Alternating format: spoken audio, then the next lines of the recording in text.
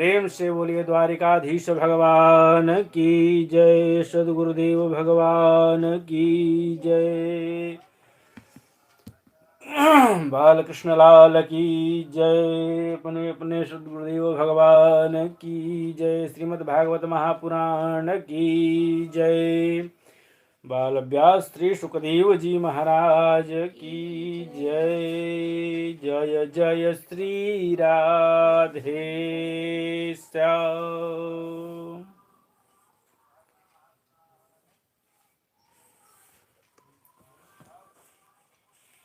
अब कल की जो कथा हम लेकर के चल रहे थे, जिसमें नारद जी का संवाद चल रहा था, तो जब महात्मा की कथा संपन्न होती है और जैसे ही प्रथम स्कंद के प्रथम अध्याय में श्रीमद् भागवत महापुराण की कथा पहुंचती है, तो प्रथम अध्याय को अधिकार शब्द कहा गया, अधिकारी बनाया गया। तो शौनक जी जो है उसमें, शौनक ऋषि जो है उसमें सूत जी से प्रश्न करते हैं। प्रश्नों का लंबा बौछार है प्रथम अध्याय में। भागवत कथा और उसके रसिकों का जो है महात्म है उसका दूसरा अध्याय। महात्म के बाद प्रथम स्कंद के प्रथम अध्याय में जो है जिसको अधिकार कहा गया है, उसमें शौनक जी ने केवल सूत जी से प्रश्न ही किया है। दूसरे अध्याय में भगवत कथा और रसिक का महात्मा है। जब तीसरा अध्याय में हम जाएंगे तो महर्षि वेद व्यास का जो है असंतोष है। क्या है, जब महर्षि वेद व्यास ने जो है पाराशर जी के पुत्र थे, पाराशर नंदन थे, पाराशर जी के पुत्र वेद व्यास जी जब सरस्वती मैया के तट पे बैठे हुए थे, तो उनको ऐसा, उनके पास दिव्य दृष्टि थी और दिव्य दृष्टि से देख करके विचार कर रहे थे कि यह जो चारों वेद बना हुआ है, तो चारों वेद जो है आगे आने वाले समय में कलिकाल जब आएगा तो उसमें लोग जो है इसका अवगाहन नहीं कर पाएंगे। इसलिए चारों वेद को का जो है मूल बनाया श्रीमद् भागवत महाभारत। वेद भी पहले एक ही था, संयुक्त रूप से वेद एक ही थे। व्यास जी की कृपा जब इस पे हुई तो वेद का भी 4 खंड हुआ है। श्रीमद् भागवत महापुराण में इसका प्रमाण है। 4 जो है वेद वहीं से शुरू हुआ है। पंचम महाभारत और उसके बाद 17 पुराणों की रचना व्यास जी द्वारा की गई। 17 पुराण की रचना कर लेने के उपरांत भी जो है व्यास जी को संतुष्टि नहीं, मन जो है उनका अभी असंतुष्ट था, असंतोष थे। वह तीसरा अध्याय जो है महर्षि वेद व्यास का असंतोष है। और चौथे अध्याय में जो है भगवान के यश का कीर्तन, भगवान के नाम का यश और उसका संकीर्तन है। फिर जो है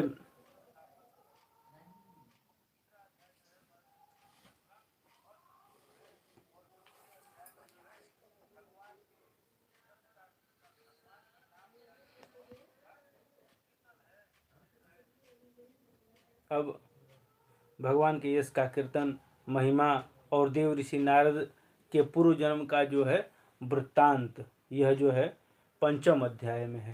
शायद हो सकता है बताने में कहीं विस्मृत हो गया। पहले अध्याय में शौनक जी सूत जी का प्रश्न था। दूसरे अध्याय में भगवत कथा और रसिक का जो है महात्मा है। तीसरे अध्याय में जो है भगवान के अवतारों का वर्णन है, भगवान के कितने अवतार हुए। चौथे में जो है महर्षि वेद व्यास का असंतोष और पांचवें में जो है भगवान नाम का कीर्तन, भगवान नाम की महिमा और महात्मा है और नारद जी का जो है पूर्व जन्म है। तो अंत में थोड़ा हम कथा जब संपन्न होने की स्थिति में रहेगी तो एक विषय पर चर्चा जरूर करेंगे, उसको बता देना जरूरी है। भगवान के अवतारों का वर्णन, भगवान के अवतारों का वर्णन वो अंत में करेंगे। अभी जो है जो विषय पकड़ के चल रहे हैं, जो लाइन पकड़ के चल रहे हैं, उस लाइन पर जो है कथा अब जैसे जैसे आगे बढ़ी भैया, द्वापरे शमनो प्राप्ते तृतीये युगपर्यये जातः पाराशराद्योगी वाशव्यां कलया हरे, वाशव्यां कलया हरे। महाराज शौनक जी ने पूछा, किससे पूछा? तो सूत जी से। और सूत जी से क्या पूछा भैया? महाराज जिस भगवान का आप हमें उपदेश दे रहे हैं, उस भगवान जिस भगवान की व्याख्या कर रहे हैं, या जिस भागवत की कथा के बारे में आप वृत्तांत बता रहे हैं, प्रभु इस भागवत की रचना किसने की?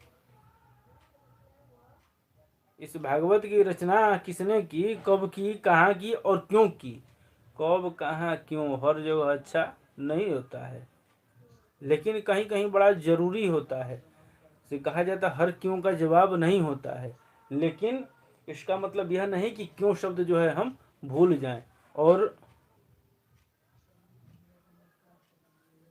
उस क्यों का जवाब न दें।